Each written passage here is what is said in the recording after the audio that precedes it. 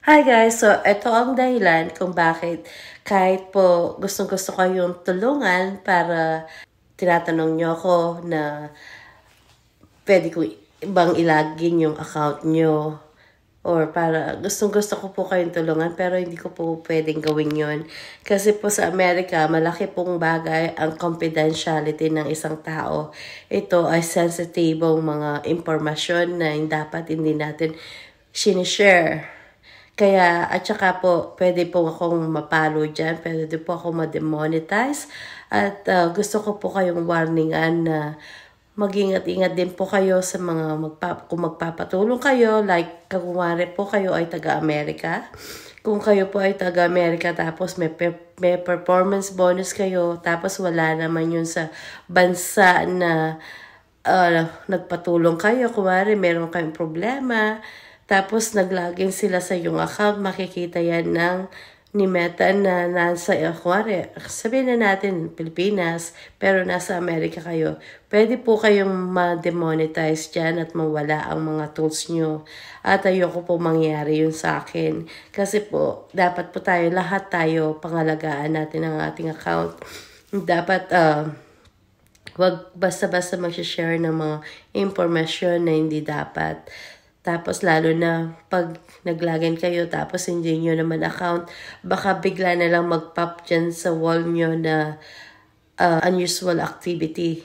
Pwede po kayong mapalo ng cybersecurity or spam. Okay? Yun lang po. And nandito, babasahin ko ng Tagalog para mas maintindihan ng Pilipinas. Alam ko po ang Pilipino. Gusto po lahat tayo umusad. Gusto ko po maintindihan nyo sa ating lengguwahe para po makatulong po sa inyong lahat. Salamat! Huwag subukang ikompromiso ang mga account ng user, profile o iba pang mga Facebook entity. Abusuin ang aming mga produkto o serbisyo.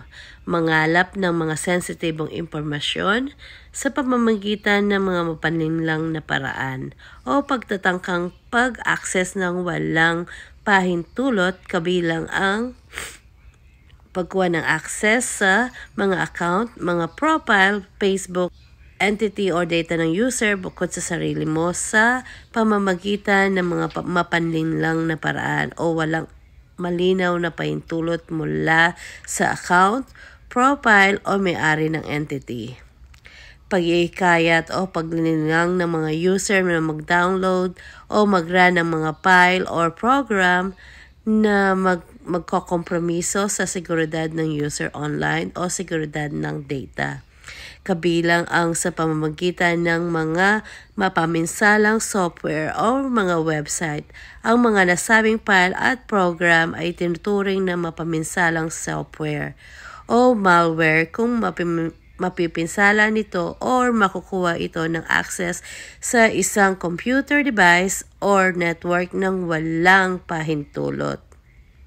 Kaya po ako, kahit gusto kong tumulong sa inyo, ito ang dahilan kung bakit ayoko mapagkamalan ako ni Meta na kahit sinabi niyo pang binibigyan kita ng pahintulot, mahirap na pong sa Amerika masyadong big deal ang confidential ng isang tao. Yan po ay pwede kayong magkaroon ng cybersecurity. Pwede kayong mapalo ni Meta dyan, right? Ang pagtatangka na makakuha o mag-request ng mga login credential ng ibang user, personal na impormasyon o iba pang sensitibong detalyado man ay sa pamamagitan ng malinaw o mapaglinlang na paraan tulad ng phishing, alimbawa, mga peking survey na ginawa para kumuha ng impormasyon sa pag-login o mga link sa mga peking page sa pag-login or mga impostor na website o paggamit ng mapaminsalang software o mga website. Pagbabahagi sa publiko ng impormasyon sa pag-login ng sarili mo o ng ibang tao sa platform o sa pamamagitan ng serbisyo ng third party. Paggawa, pagbabahagi o pag-host ng mapinsalang mga software kasama ang mga browser extension at mga mobile application nang wala sa platform na naglalagay sa panganib sa aming mga user o mga produkto at serbisyo.